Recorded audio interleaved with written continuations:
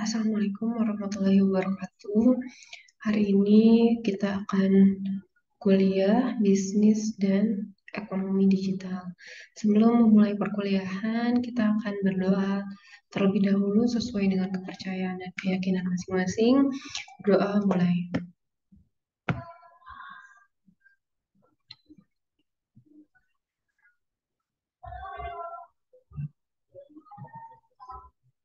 Oke, berdoa kita cukupkan.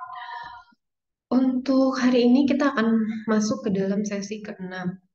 Sesi ke-6 ini materinya adalah tentang ekonomi digital. Materi ini merupakan core-nya atau inti dari mata kuliah ini, yaitu mata kuliah bisnis dan ekonomi digital. Oke, tujuan dari eh, kuliah ini adalah mahasiswa dapat mengerti apa itu ekonomi digital dan juga dapat mengetahui karakteristik dari ekonomi digital dan mengetahui dari model bisnis digital. Oke, di sini ada yang udah mengerti apa itu sebetulnya ekonomi digital. Kita akan mempelajarinya. Istilah dari ekonomi digital atau digital ekonomi dikenalkan oleh Don Tapscott di tahun 1995. Ini mungkin berarti baru sekitar 20 tahunan. Ini merupakan hal yang baru.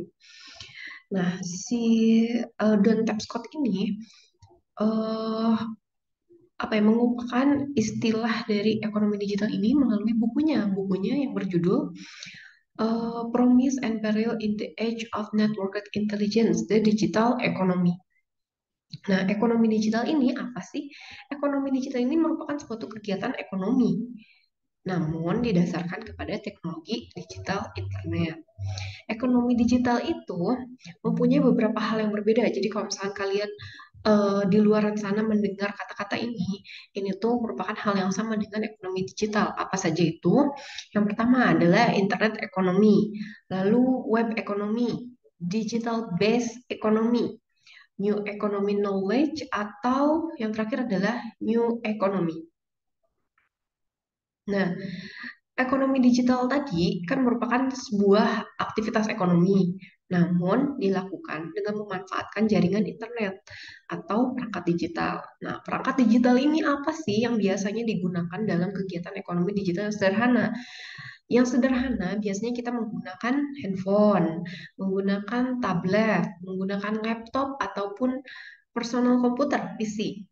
Nah, kegiatan ekonomi dalam ekonomi digital merupakan aktivitas yang dilakukan oleh manusia untuk memenuhi hidupnya. Namun tadi merupakan memanfaatkan jaringan internet dan juga perangkat digital. Nah, kegiatan ekonomi itu apa sih? Kegiatan ekonomi ini sebenarnya sudah kita pelajari di dalam sesi kedua. Cuman di sini akan saya ulas sedikit. Kegiatan ekonomi itu mencakup tiga hal. Yang pertama adalah produksi. Produksi ini adalah tahap menghasilkan barang maupun jasa. Lalu yang kedua adalah tahap distribusi. Tahap distribusi adalah proses menyalurkan barang dan jasa dari produsen, dari yang membuat barang dan jasa kepada konsumen yang akan mengkonsumsi dari barang dan jasa tersebut. Lalu yang terakhir adalah tahap konsumsi atau proses konsumsi. Ini adalah proses menghabiskan nilai guna dari suatu barang atau jasa. Nah, biasanya ini adalah konsumen membeli barang dan jasa dan kemudian mereka gunakan untuk menghabiskan nilai gunanya. Misalkan konsumen ini membeli sebuah makanan, maka proses konsumsinya itu dimulai dari dia membelinya sampai dia menghabiskan makanan tersebut. Nah, hal yang terpenting dalam aktivitas ekonomi digital ini, letak geografis itu tidak lagi relevan dalam ekonomi digital. Apa yang dimaksud dengan tidak relevan lagi si geografis ini? Jadi letak geografis ini kan merupakan identik dengan lokasi, identik dengan di mana gedung, di mana prasarana, di mana lokasi dari perusahaan tersebut berdiri. Nah, dalam ekonomi digital hal ini menjadi tidak relevan atau tidak menjadi tonggak utama untuk em, mencapai kesuksesan dalam ekonomi digital, dalam suatu bisnis. Jadi, biasanya perusahaan itu dalam ekonomi digital tidak lagi memerlukan letak geografis yang strategis misalnya.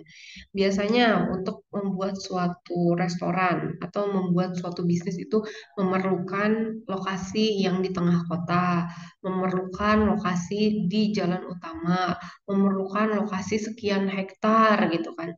Nah, dalam ekonomi digital hal itu tidak lagi relevan. Lalu yang kedua, adanya platform tertentu yang menjadi kunci utama dari kegiatan ekonomi dan bisnis.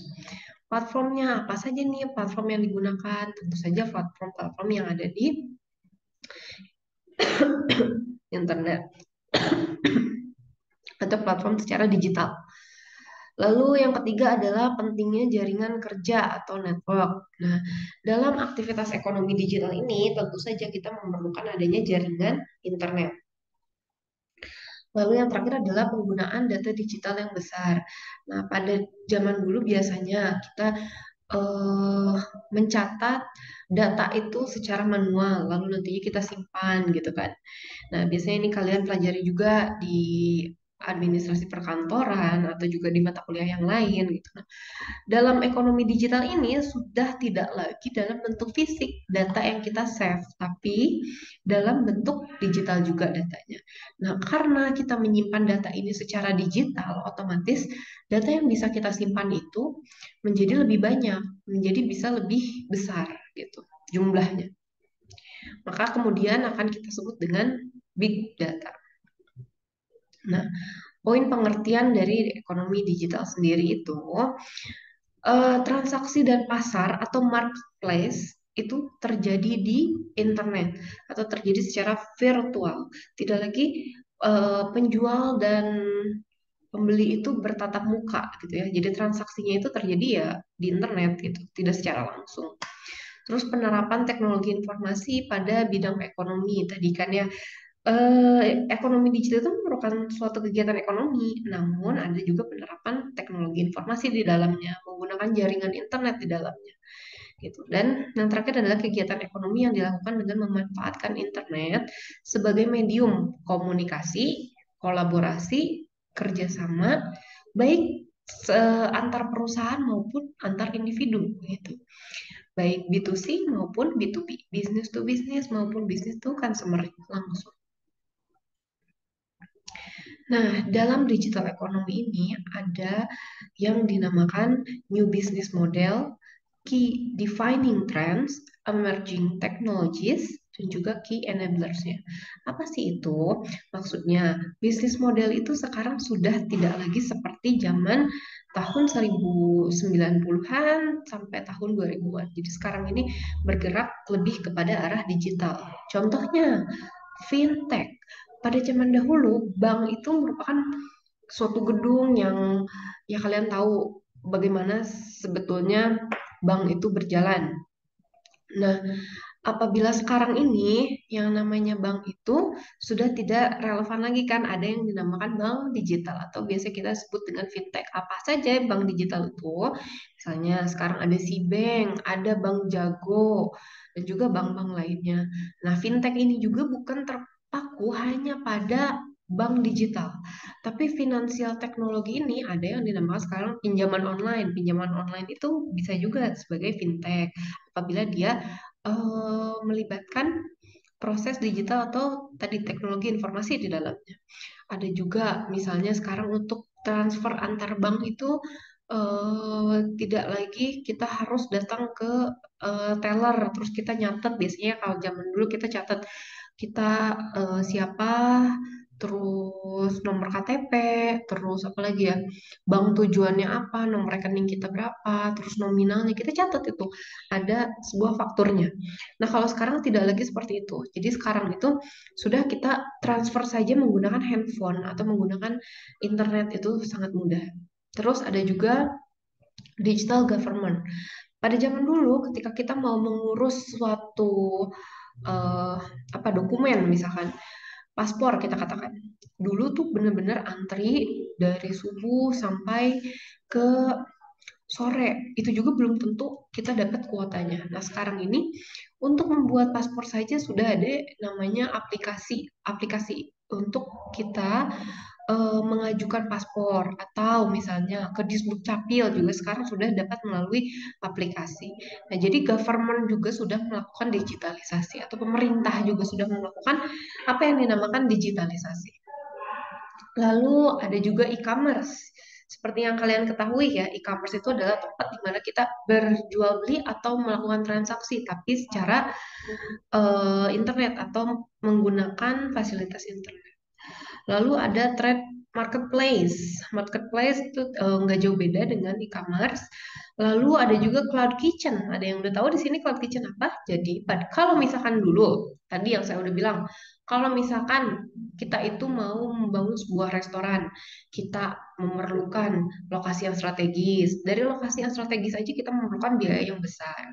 Terus kita memerlukan apa lagi? Memerlukan hmm, apa ya, lokasi yang besar berarti ya, tempat yang besar. Untuk apa? Kita harus lengkap dengan WC-nya, kita harus lengkap dengan tempat makannya, dengan dapurnya, dengan musola, dengan tempat parkir gitu kan. Nah, sekarang itu untuk memulai bisnis kuliner tidak lagi apa ya, tidak lagi membutuhkan hal-hal tadi, karena Cloud Kitchen ini merupakan platform atau pihak ketiga